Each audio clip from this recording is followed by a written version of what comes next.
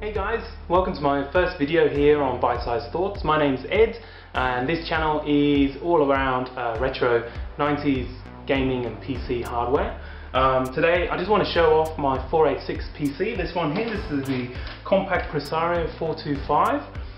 Just want to go through where I found this, why I've kind of restored it and what kind of upgrades I've put to it, and also what kind of games I'm playing on it right now. So settle in, hopefully you'll really enjoy this video. Thank you.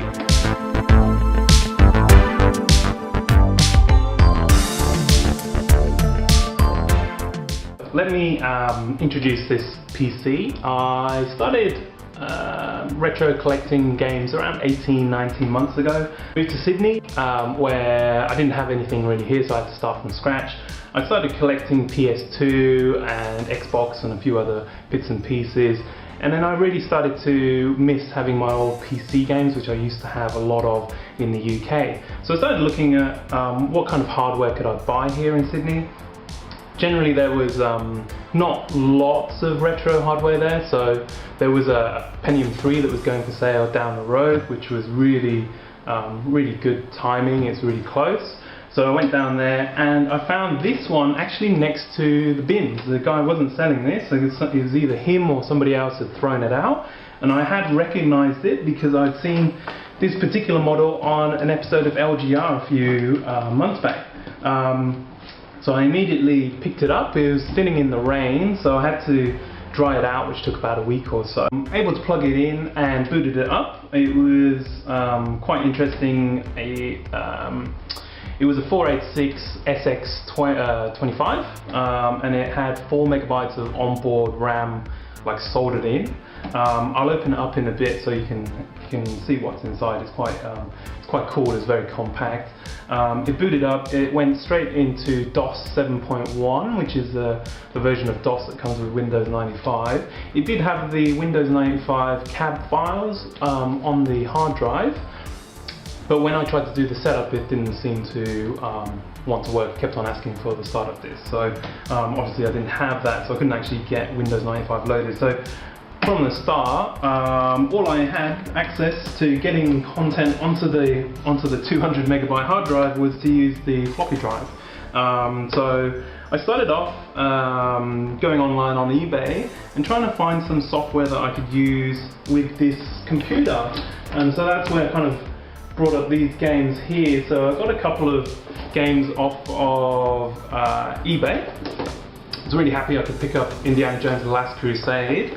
So I got these ones, and these ones obviously come on the original floppy disk. But the issue with floppy disks these days, if you guys have tried to use them, is that, well, at least for me, every time I tried to get a game, one of the disks would be corrupted and wouldn't read, or you wouldn't be able to copy the files off of it. So these are really cool anyway as collector's items because they have such cool hint books and all sorts of bits and pieces in here. There's the copy protection piece, so there's really interesting stuff like that.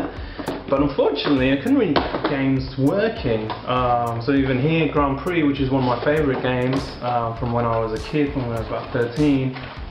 Again, I think disc number 3 was corrupted and didn't want to install, so that kind of sucked.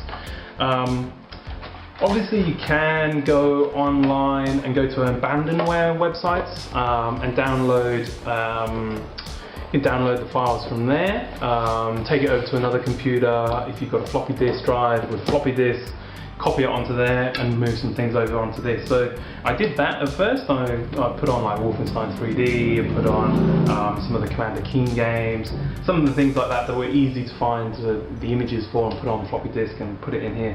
But it's quite laborious, it's quite slow. Even buying floppy disks, I bought 10 floppy disks I think on eBay for about 15 bucks. And most of those came through and they were corrupted.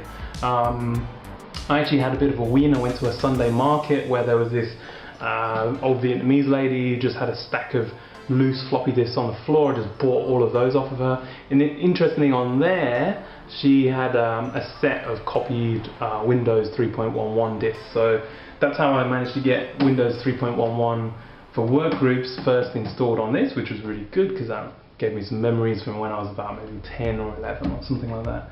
That was quite cool.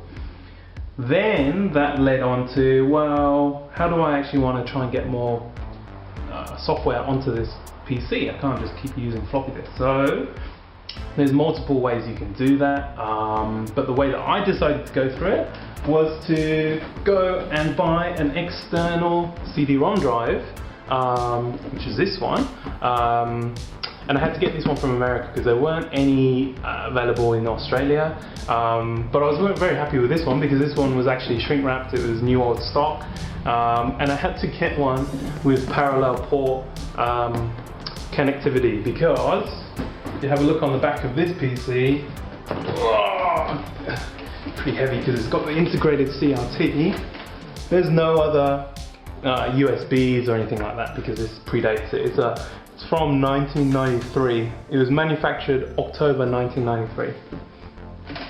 So, once I got the CD-ROM drive, which is actually here, look how big that is. It's pretty big. It's almost as long as the actual computer. Then I could be connecting with the parallel port. Then I could play or easily copy games onto a CD, burn them onto a CD, copy them over, or I could pick up other copies. So this is Grand Prix again. This is the re-release, but this one's on CD. So now I can get some software on here. I started thinking about what kind of hardware updates would I like to do to it. It's a 486-25 SX25, so it was pretty slow. Even Wolfenstein 3D was it was okay, but it's you can see it's still kind of like a little bit choppy. A few of the other games as well, starting to be a bit choppy. So I also had to replace the floppy disk drive.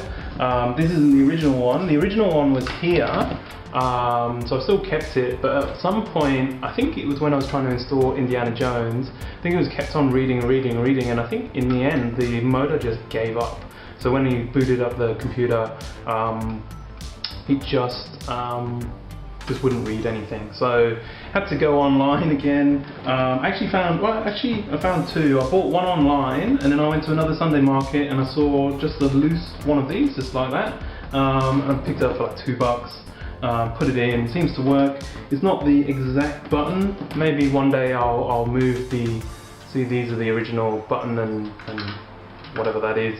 Put that in there just to make it look back to normal again. Other things I put in, so I mentioned that it had 4 megs of RAM.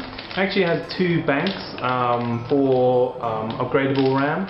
I went on and bought this online, which was a 30-pin SIM 4 megabyte. This is the old RAM. This one didn't work actually, so useless. But then I went online and bought more. I bought 2 8 meg sticks, plugged them in, and they work fine. So this now has 20 megabytes of RAM. Then the most important or the most fun thing that I did was I upgraded the processor. So this is something I never did when I was younger because processors were expensive. Well, even RAM was expensive back when I was growing up. I think I remember one Christmas we bought 4 megabytes of RAM and it cost my father like £120 at the time. So computing was definitely expensive back then. But this here, if I can get it out of the packaging, is the original processor. So this was the original 486 SX processor that came with the machine. So I went online and I found a eBay again, an eBay listing for a 486 DX266 Overdrive chip. It was the ODPR, the replacement one. And a lot of people were asking crazy money for these things. There was one for a DX4 which I would have liked to have got, but it was $120. And I just thought, wow, I don't really want to spend that much money. So I found a DX266 for $15. I could see in the picture that some of the pins were bent, but I thought, well, for $15 I'll just give it a shot anyway. Took it home, straightened up the pins very carefully, and yeah, swapped it out. I had to change some jumpers in here. There's a couple of jumpers which determine, even marks on the motherboard, which I was surprised about. It says like ODPR, so you mark it onto there. And there was also a jumper to change the bus speed from 25 to 33. So once I put that in, yeah, definitely got a big increase in speed. I definitely feel that the hard drive is, or maybe even the sound card is bottlenecking the computer a little bit. You'll see that I've got a little clip of Doom 2, and you can see that it hangs when you're just about to kill something, and I think that you can see the little floppy disk symbol in the bottom right where it's accessing the hard drive to get the sound of the death of the animal or whatever it is.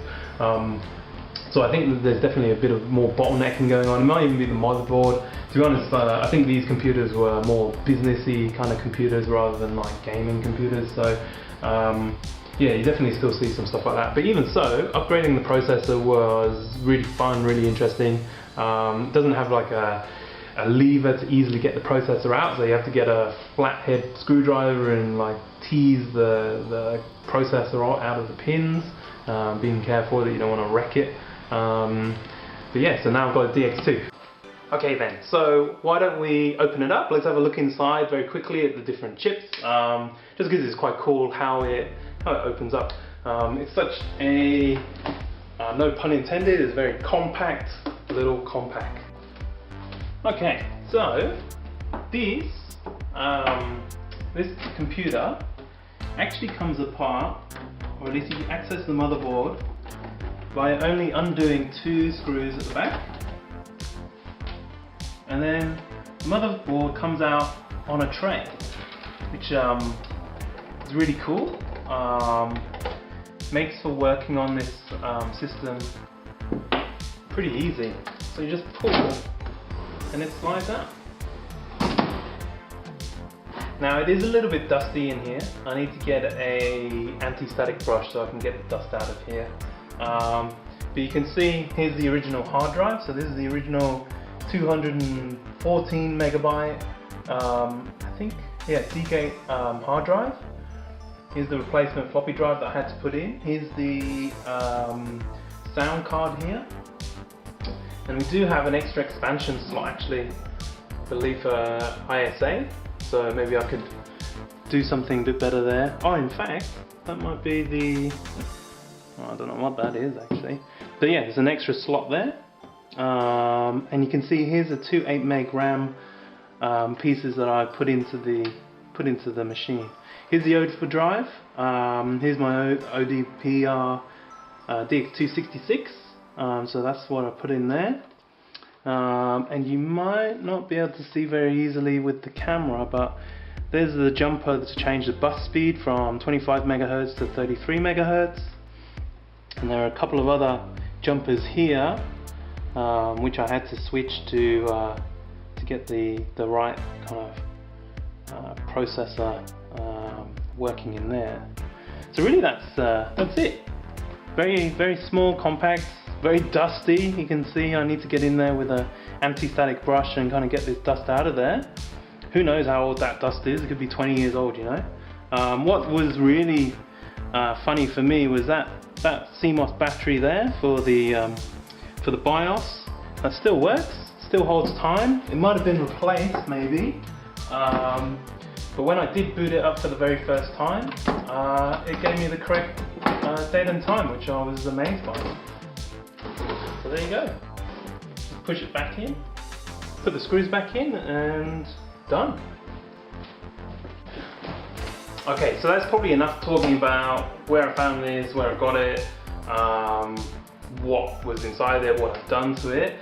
Coming up next, I've got a few clips, like I said earlier, of some of the games running, so you can kind of see what the performance looks like on this machine. If you can remember back in the day what your old computer from the 1993 to 1995 looked like, before the Pentiums came in and kind of changed everything, then yeah, you can kind of compare to how this one's performing. So yeah, so that's really cool.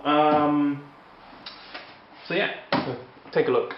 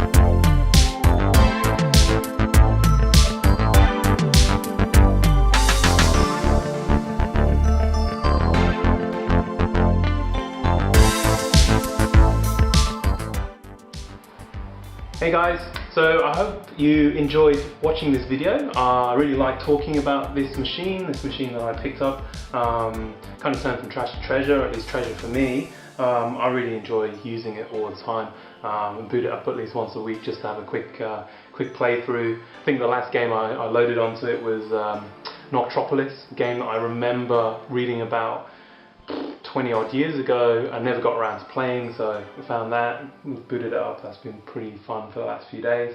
Other than that, if you really like this content, I'm hoping to do a video once a week on other bits and pieces that I collect from the 90s and early 2000s. So click subscribe down below. I know this is only my first video, but it'd be awesome to hear your comments. For me to learn from you guys as well, you know, some of the bits and pieces in here that I don't know about, or some of the tips and tricks. Feel free to put a comment down below. Hope to stir up some good discussion. Give me some ideas on things to try with this. Yeah, because it's always evolving. There's always things that I can do. So really looking forward to hearing your opinion. So if you like the video, also do a little like, that'd be awesome. And if you've got videos as well, link them to below so I can watch those as well. Alright, well, thank you very much. See you later. See you in the next one. Bye.